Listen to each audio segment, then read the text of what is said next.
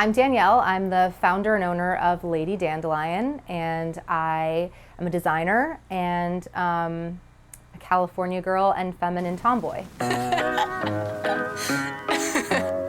all the girls who like to get dirty, but clean up real nice, feel free to wear your dress and eat it too. I'm a girl, but I don't wear makeup. I wear my smile like a string of pearls. My hair is the color of sunshine, and it falls to my hips in tight curls. I adore wearing pink flower dresses. Always makes the boys stop and think. I don't mind falling down and getting dirty. Get right up, turn my head back and wink. I design clothes for girls who like to get dirty but clean up real nice, clothes that are really feminine and girly, which is what I love, and that are also comfortable and versatile, so girls can, play and, wear them to the skate park, wear them to play tennis in, whatever they want, but also feel beautiful and confident and playful with their fashion at the same time, not have to change in between, because that's my lifestyle. I've worked in the fashion industry my whole life, so I grew up immersed in the business, and it's kind of second nature to me. It's sort of an easy way of expressing myself is through fashion, and it's kind of just a creative outlet that comes naturally.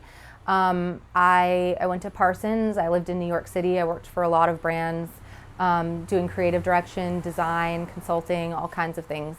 When I turned 30, I came back to LA.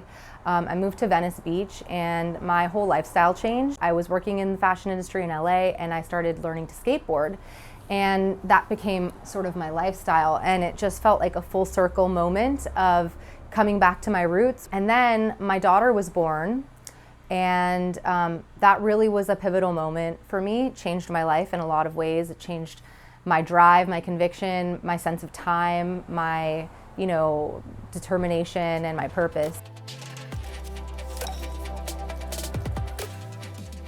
Right after Lulu was born, I co-founded a female skate collective in Venice Beach, and it gave me the opportunity to really be immersed in a lot of women and girls of all different ages, all different types, and learning to skate, and then just kind of teaching other girls to skate. I wasn't really aware that my lifestyle was so inspiring until these girls started telling me, like, oh my God, I'm so inspired that you're a mom and that you are teaching yourself how to skate at this time in your life, and that you take the time to do these things for yourself, and like it makes me feel more empowered, and like there's more possibility for me as a mom. It makes me feel more inspired to do these things in my own life.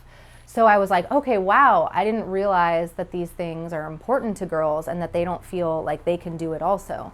So it felt like my sort of journey of becoming a mom became more important to me, because it means a lot to me to make other women feel like they have more opportunity. I know when I found out I was going to be a mom, I kind of felt like, oh, my life is over. Like I kind of felt like there wasn't a lot of opportunity after motherhood, and I was like, shit, I never got to do this and I never got to do that, and now I'll never be able to. But I eventually just decided that I wasn't going to let it stop me. I decided to also start my own brand, which is Lady Dandelion, and I'm having a daughter, and like her being able to see that and grow up experiencing that like second nature is going to make her feel so much more empowered to do that herself, and she won't have the same doubt and fear and obstacles in her own mind that I had starting my own business and becoming a mother and all that, because she's seeing it firsthand that it's possible. So yeah.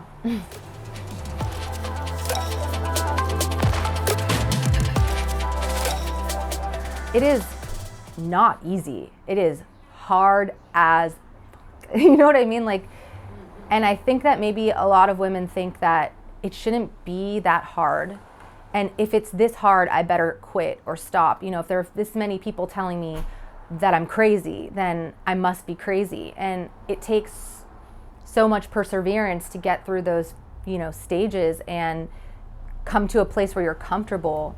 I guess it's just like you can't give up, because if you give up, then And it's easy to give up because it's gonna feel crazy most of the time for a long time, and I don't know, maybe for longer than maybe forever, but it's worth it. My generation grew up with archetypes and portrayals of girls and women as being, you know, needing to be saved and being very dependent on men or, you know, their prince, or just being very like dainty and sort of delicate and pretty and sweet. And we all know those familiar archetypes, and that's clearly shifting. I mean, my daughter is 3 years old, and the movies that she watches now, the female characters are the heroes, and that is so needed and awesome. But we also need that in real life, I think, more. There aren't a lot of television shows with female characters that are heroic, that are reality based. It's almost like a circus, like they're just over the top,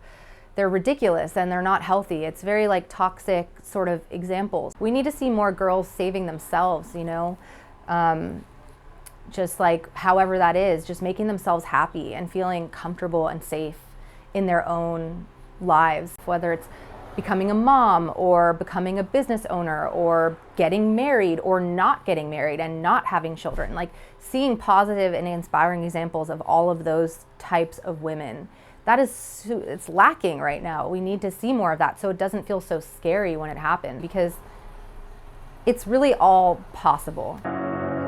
See, I'm simply a lady who plays roughly, and you might want to give this a whirl.